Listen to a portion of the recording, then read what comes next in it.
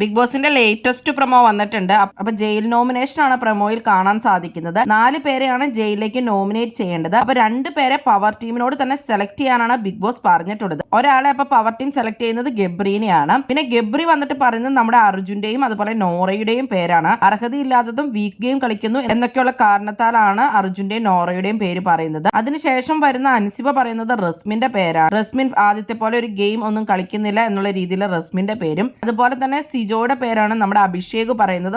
അന്നപ്പോ നല്ല ഫയർ ഉണ്ടായിരുന്നെങ്കിൽ ഇപ്പൊ ഫയർ ഇല്ല എന്നൊക്കെ പറയുന്നുണ്ട്. പിന്നെ ഋഷി വന്നിട്ട് അപ്സരയുടെയും അതുപോലെ തന്നെ അഭിഷേകിന്റെയും പേര് പറയുന്നുണ്ട്.